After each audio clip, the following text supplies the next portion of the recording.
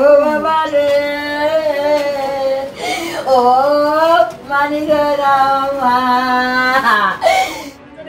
শেষ পর্যন্ত কর্মস্থলে কিনা হয়ে দাঁড়ালো জীবনের মৃত্যু উপত্যকা।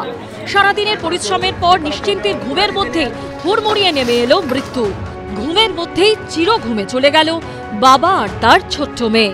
ভিন রাজ্যে বাঙালি হেনস্থার অভিযোগ ও বাংলা ভাষার অপমান ইস্যুতে রাজ্য রাজনীতি যখন তোলপাড়, তার মধ্যেই রাজস্থানের জয়পুরে মর্মান্তিক মৃত্যু হল পূর্ব বর্ধমানের পূর্বস্থলীর বাসিন্দা এক পরিযায়ী শ্রমিক ও তার মেয়ের। ঝাউডাঙ্গা পঞ্চায়েতের কাশীপুর গ্রামের বাসিন্দা প্রভাত বাগদি তার স্ত্রী কন্যাকে নিয়ে থাকছিলেন রাজস্থানের জয়পুরে। গত 10 বছর ধরে পিঙ্ক সিটিতে সোনার উপর কারিগর হিসেবে কাজ করছিলেন তিনি। জয়পুরের সুভাষ চকে এই বাড়িতে স্ত্রী মেয়েকে নিয়ে থাকতেন প্রভাত। প্রচন্ড বৃষ্টির মধ্যে শুক্রবার গভীর রাতে বাড়ির একাংশ ভেঙে পড়ে। প্রভাত বাগদির স্ত্রী সুমিত্রা বাগদিও গুরুতর জখম। আহত হয়েছেন পূর্বস্থলীর আরও 4 পরিযায়ী শ্রমিক। আতান্তরে পড়েছে তাদের পরিবার। पिंक सिटी जयपुर में लगातार हो रही बारिश के चलते देर रात एक हवेली नुमा मकान का हिस्सा गिर गया। इस हादसे में 2 लोगों की मौत हो गई। यहां पर 4 मंजिला एक हवेली नुमा मकान था जो कई हिस्सों में था। इसमें मकान मालिक के साथ साथ तमाम किराएदार भी रहते थे। देर रात अचानक एक तेज धमाका हुआ और उसके बाद आप जो स्क्रीन पर देख रहे हैं ये जो हवेली नुमा मकान था उसका ये हिस्सा गिर गया।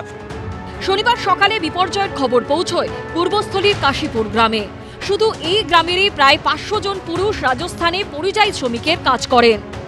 পূর্বস্থলী এলাকায় এসে যেটা জানা যাচ্ছে যে এখানকার বেশিরভাগ পুরুষ মানুষই কিন্তু বাইরে, তারা মূলত এখানে কাজ না পেয়ে বাইরে চলে গেছে, এটাই কিন্তু এখানকার বাসিন্দাদের অভিযোগ। এবং যিনি মারা গেছেন তার মায়েরও কিন্তু আক্ষেপ যে যদি এ রাজ্যে কাজ থাকতো তাহলে ছেলেকে হারাতে হতো না।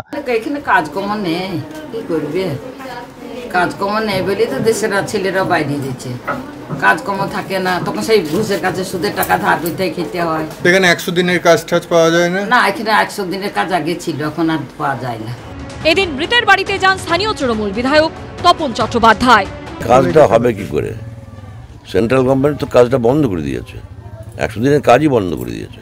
কিন্তু আজ যদি 100 দিনের কাজটা থাকতো তাহলে মানুষকে তো হয়রানি হতে হতো না। এটা ঘটনা। জয়পুরে বাড়ি বিপর্যয় আতঙ্কে পূর্বস্থলীর অন্যান্য পরিবার, তবু বলছেন তারা নিরুপায়।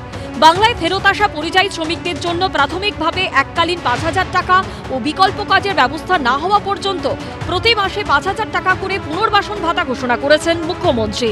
পশ্চিমবাংলায় আমাদের কোনো কাজ নেই, পশ্চিমবাংলায় কোনো আমাদের 100-150 টাকা মজুরি খেটে আমাদের পেট চলবে না। 5000 টাকায় আমাদের পেট চলবে? আমরা এখানে 35-36 টাকা কামাচ্ছি মাস গেলে। 5000 টাকা আমাদের সংসার চলবে না? বাচ্চাকে খাবো না, বউ খাবে না, আমি খাবো না? আমাদের ডাক্তার, তেল, সাবান সবকিছু আছে, ওদের আমাদের পেট চলবে? তো এই যে বাংলার ছেলে মেয়েদেরকে বাইরে যেতে হচ্ছে যে কোনো ধরনের কাজ করতে, এবং সেই কাজটা এরকম নয় যে ওই ধরনের স্কিলের অন্য ছেলে মেয়ে ওখানে নেই, বাংলায় কাজ নেই বলে তাদেরকে ওখানে যেতে হচ্ছে। তো সেই জন্য মানুষ এইভাবে নানা রকম বিপদের সম্মুখীন হচ্ছে। অন্য রাজ্যে গিয়ে থাকা, ভাষা আলাদা, কালচার আলাদা, কৃষ্টি আলাদা, নিজের পরিবার, মা বাবা, স্ত্রীকে রেখে ছাড়া। এ রাজ্যে কাজ নেই বলে এরকম কোনো বিষয় নেই। ওনারা যে সোনার কাজ করেন, ফিরে এসে যদি ওনার সোনার কাজই চান তাহলে তাদের সমস্যা হতে পারে। যিনি বলেছেন তিনি বলছেন 5000 টাকায় কি হবে।